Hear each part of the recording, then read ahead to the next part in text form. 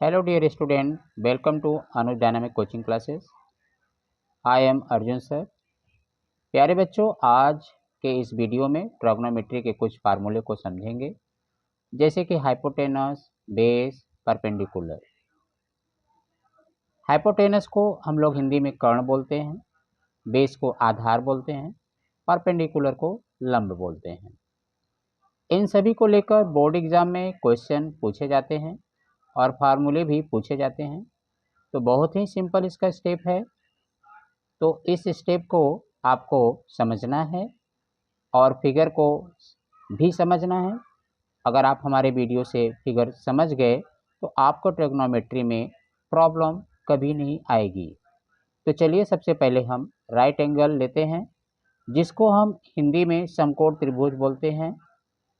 तो चलो बच्चों, हम फिगर से समझने की कोशिश करते हैं। तो सबसे पहले हम स्केल लेंगे। सबसे पहले हम एक स्केल लेंगे और एक राइट एंगल ट्रायंगल बनाने की कोशिश करेंगे।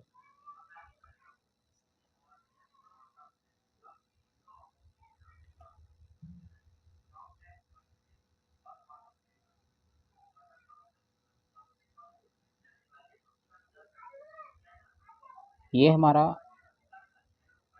राइट एंगल ट्रायंगल बन के तैयार हो गया। अब इसका नाम देते हैं ए, बी और सी। राइट एंगल बच्चों, यहाँ पर राइट एंगल हमेशा 90 डिग्री का होता है, इसका हमें ध्यान रखना होता है।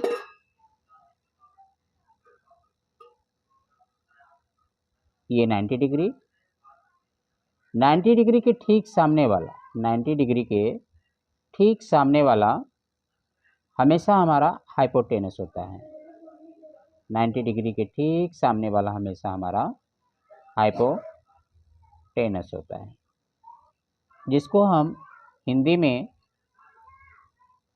कर्ण बोलते हैं। जिसको हम हिंदी में कर्ण बोलते हैं। मान लो इसको हमने थीटा लिया, मान लो इसको हमने थीटा लिया, तो थीटा के ठीक सामने वाले को हम परपेंडिकुलर बोलते हैं। परपेंडिकुलर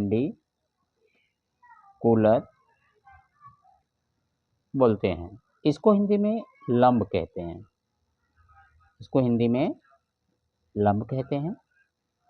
और ये हमारा बेस हो जाता है। ये हमारा बेस हो जाता है, जिसको हम हिंदी में आधार बोलते हैं। जिसको हम हिंदी में आधार कहते हैं। तो देखा बच्चों, फिगर के माध्यम से हमने समझाने की कोशिश किया। आई होप आप लोग को समझ में आ रहा होगा। अगर नहीं समझ में आ रहा है तो हम एक फिगर और ड्रॉ करते हैं। तो चलो बच्चों, हम यहाँ पर एक फिगर और ड्रॉ करते हैं।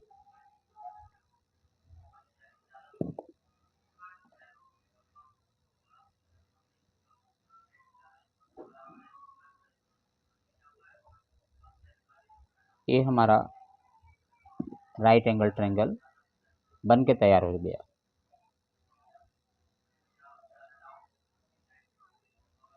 जिसका नाम हम रखेंगे ए, बी, सी। तो जैसे कि आपको पता है, अगर कोई राइट एंगल ट्रायंगल हम बनाते हैं तो उसका नाम रखते हैं। कोई ज़रूरी नहीं कि आप ए, बी, सी ही रखें, आप कुछ भी नाम रख सकते हैं। और राइट एंगल ट्रायंगल हमेशा 90 डिग्री का होता है। तो ये वाला जो एंगल होता है हमारा, ये 90 डिग्री होता है। तो 90 डिग्री के ठीक सामने वाला हमारा हाइपोटेनस होता है, जिसको हम हिंदी में कर्ण बोलते हैं। अब यहाँ पर हमने इस पॉइंट को थीटा माना था, तो यहाँ पर लंब हुआ था और ये बेस बना था। इस पॉइंट को हमने थीटा माना था, तो ये परपेंडिकुलर बना था और ये हमारा बेस बना था। अब यहाँ पर हम इसको थीटा मानेंगे, इसको थीटा मानेंगे। तो थीटा के ठीक सामने वाला, थीटा के ठीक सामने वाला हमारा क्या बन जाएगा, परपेंडिकुलर बन जाएगा, परपेंडिकुलर बन जाएगा, जिसको हम हिंदी में लंब कहते हैं, जिसको हम हिंदी में लंब कहते हैं। और ये हमारा लंब की जगह पे आधार हो जाएगा, जिसको हम इंग्लिश में बेस बोलते हैं।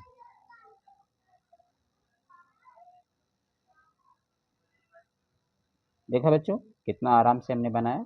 आई होप आप लोग को समझ में आ रहा होगा। एक बार फिर से समझने की कोशिश करते हैं।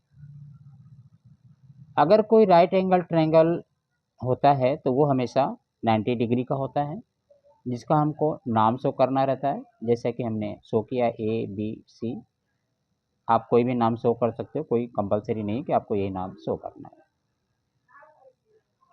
तो यहाँ पर राइट एंगल ट्रायंगल हमेशा 90 डिग्री का होता है। तो 90 डिग्री के सामने वाला हमेशा क्या होता है, हाइपोटेनस होता है, जिसको हम हिंदी में कर्ण बोलते हैं। और थीटा के ठीक सामने वाला हमेशा परपेंडिकुलर होता है, जिसको हिंदी में हम लंब बोलते हैं। और ये हमारा बेस हो जाता है, जिसको हम आधार बोलते हैं। ठीक उसी तरीके से हमने दूसरे ट्रायंगल में समझाने की कोशिश की। ट्रायंगल एंगल में, राइट एंगल ट्रायंगल में हमने सबसे पहले इसका नाम दिया ए बी सी, और 90 डिग्री के ठीक सामने वाले को हमने हाइपोटेनस कहा, लिखा, जिसको कर्ण बोलते हैं। और थीटा हमने सी को ना मान के हमने ए को माना। अगर एक ए को अगर हमने थीटा माना तो हमारा बी सी क्या हो गया, परपेंडिकुलर हो गया। और ए बी हमारा क्या हो गया, बेस, जिसको हम आधार बोलते हैं। तो आई होप आप लोगों को अच्छे समझ में आ गया होगा फिगर। अब हम चलते हैं अपने फार्मूले की तरफ। अब हम चलते हैं अपने फार्मूले की तरफ। फार्मूले को कैसे सॉल्व करते हैं या कैसे याद करते हैं उसको देखते हैं। जैसे sine theta, sign theta equal क्या होता है, परपेंडिकुलर अपॉन हाइपोटेनस, परपेंडिकुलर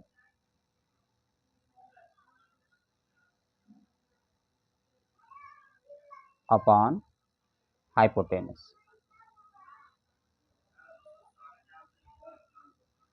अगर इसको हिंदी में देखा जाए तो परपेंडिकुलर को लंब बोलते हैं और हाइपोटेनस को कर्ण बोलते हैं। अब इसको याद कैसे करेंगे, sine theta equal to perpendicular upon hypotenuse. कैसे याद करेंगे बच्चों, sine theta equal to perpendicular upon hypotenuse. अगर हिंदी में अगर इसको याद करना है तो कैसे याद करेंगे आप, साइन थीटा इक्वल टू लंब बटा कर्ण। ठीक है। ठीक उसी प्रकार से हम कोसेक को देख लेते हैं। तो कोसेक थीटा हमारा क्या है, हाइपोटेनस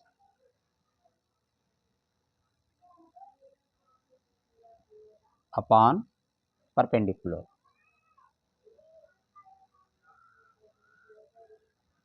हिंदी में क्या बोलते हैं इसको,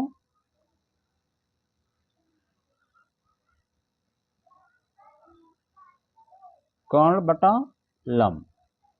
हिंदी में बोलते हैं कर्ण बटा लंब।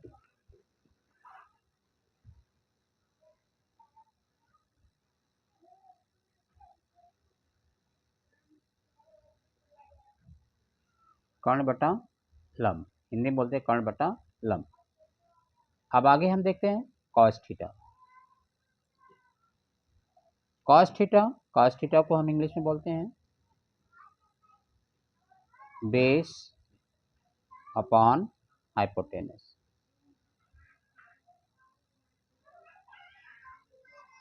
और हिंदी में बोलते हैं, बेस को हम आधार बोलते हैं और बटे में हो जाएगा हमारा कर्ण। आई होप आप लोगों को ये वीडियो अच्छा लग रहा होगा, समझ में आ रहा होगा। फिर सेक, सेक को हम लोग बोलते हैं sec theta hypotenuse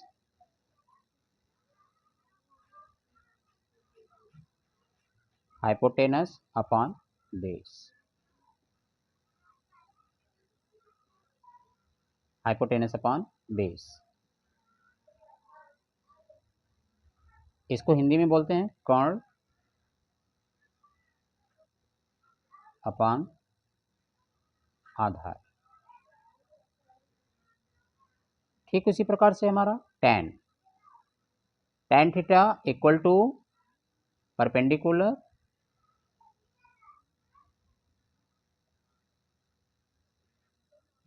perpendicular upon base. Hindi में बोलते हैं इसको लंब बटा आधार, लंब बटा आधार। अब हमारा आखिरी बचा cot theta equal to base upon perpendicular.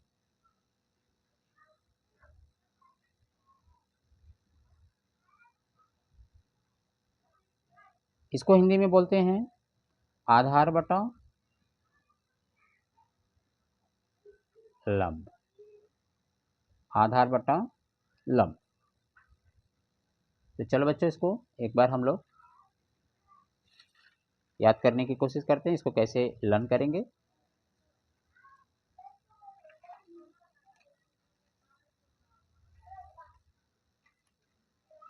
तो जैसे यहाँ पे देखा आपने, इसको एक बार फिर से रिपीट करते हैं हम लोग। Sine theta equal to perpendicular upon hypotenuse. Hindi में बोलेंगे लंब बटा कर्ण, लंब बटा कर्ण। Cosec theta equal to hypotenuse upon perpendicular. Hindi में बोलेंगे कर्ण बटा लंब। Cos theta equal to base upon hypotenuse, और हिंदी में बोलेंगे आधार बटा कर्ण। Sec theta equal to hypotenuse upon base, Hindi में बोलेंगे कर्ण बटा आधार। Tan theta equal to perpendicular upon base, Hindi में बोल लेंगे लंब बटा आधार। Cot theta equal to base upon perpendicular, Hindi में बोलेंगे आधार बटा लंब। तो इस वीडियो में तो बच्चों इसमें सिर्फ 3 फार्मूले ही याद रखने हैं। तो बच्चों इसमें आपको सिर्फ 3 फार्मूले ही याद रखने हैं। अगर आप साइन याद रखते हैं तो कॉसेक याद हो जाता है। अगर आप कॉस याद रखते हैं तो सेक याद होता है। अगर टेन याद रखते हैं तो कॉट याद हो जाता है।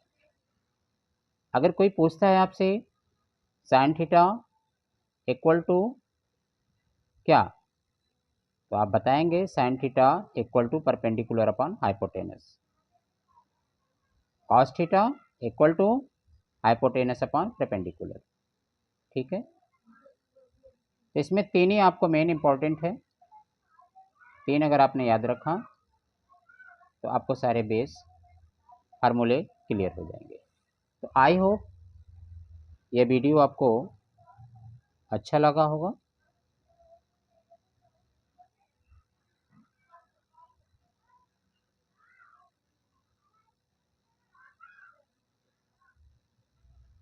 बस यही इसका फार्मूला है। फिगर सबसे इम्पॉर्टेंट है। आई होप आपको अच्छे से समझ में आया होगा। अगर वीडियो अच्छे से समझ में आया हो तो लाइक कीजिएगा। अगर चैनल पर नए हैं तो चैनल को सब्सक्राइब कीजिएगा। Thank you very much for watching the video.